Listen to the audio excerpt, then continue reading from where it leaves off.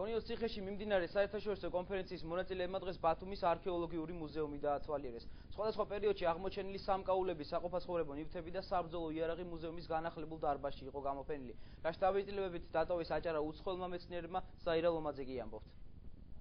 ძვირფასი სამკაულები, დოქები, ბრინჯაოს სარკე, ვერცხლის სამაჯურები, შანდლები, თიხის ჩიბუხი, ტყუის ყალიბები და კიდევ ასობით ნივთი არქეოლოგიურ მუზეუმში დამთვალიერებლების ინტერესის საგანი გახდა. ძველი და ახალი წელთაღრიცხვით დათარიღებული საუკუნეების წინ აღმოჩენილი უნიკალური ნივთები დღეს საერთაშორისო კონფერენციის მონაწილეებმა ნახეს. ჭოროხის აუზის მთელი სიმდიდრე აქ ძალიან კარგად არის წარმოდგენილი. წარმოდგენილი არის ფიჭვნარის არქეოლოგიური გათხრების შედეგები და არის რამდენიმე, ასე ვთქვათ, წლის და ძალიან მრავალი წლის შედეგი.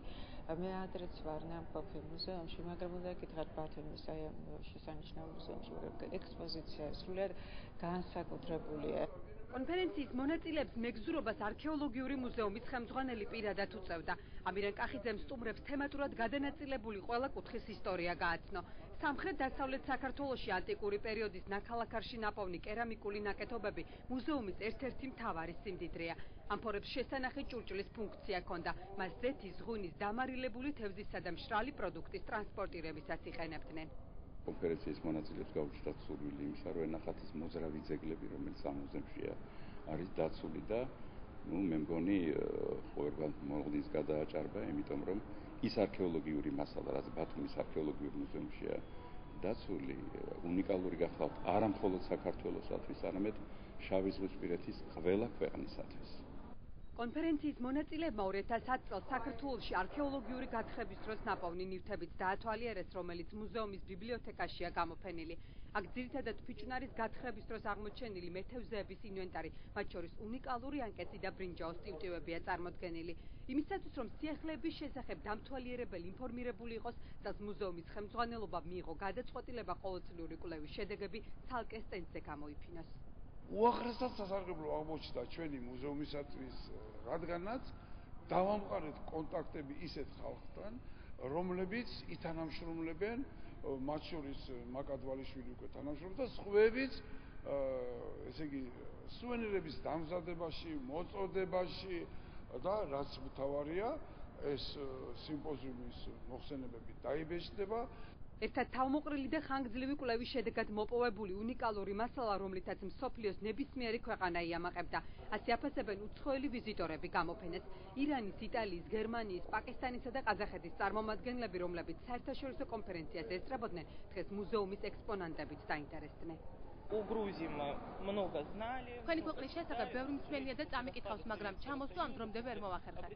წელს გადაწყდა, რომ საერთაშორისო კონფერენციაში უნდა მიმეღო მონაწილეობა.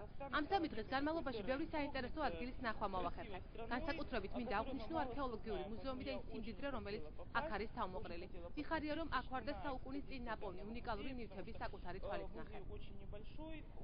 საერთაშორისო კონფერენცია თემაზე კულტურული მემკვიდრეობის მენეჯმენტი გონიოს ციხეში 3 დღის განმავლობაში მიმდინარეობდა. კონფერენციის მიზანი იყო მეცნიერული დასკვნების გაზიარება და რეკომენდაციების შემუშავება, რომლებიც ხელისუფლებამ კულტურული მემკვიდრეობის მენეჯმენტის დროს უნდა გამოიყენოს.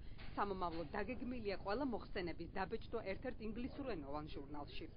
კონფერენციის ყველა მონაწილე შეთანხმდა ერთ რამეზე, იმისათვის, რომ ის პრობლემატიკა, რომელიც განხილული იქნა კონფერენციაზე, არ დარჩეს უბრალოდ მეცნიერთა შორის დისკუსიის საგნად, არამედ ნამდვილად ნახოს რეალური ასახვა ქვეყანაში კულტურული მემკვიდრეობის მართვის გაუმჯობესების თვალსაზრისით. ჩვენ ივნისის ბოლომდე თითოეული ჯგუფი, თითოეული სექცია და ინდივიდუალურადაც ავტორები, თუ კი ამის სურვილი ექნებათ, წარმოადგენენ თავიანთ წინადადებებს, როგორ შეიძლება გაუმჯობესდეს ამ თვალსაზრისით საქართველოში საქმე.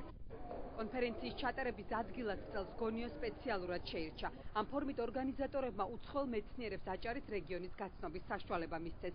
სამეცნიერო სამუშაოების პარალელურად კონფერენციის მონაწილეებმა რეგიონში არსებული მუზეუმები და ბათუმის ღირსშესანიშნაობები დაათვალიერეს.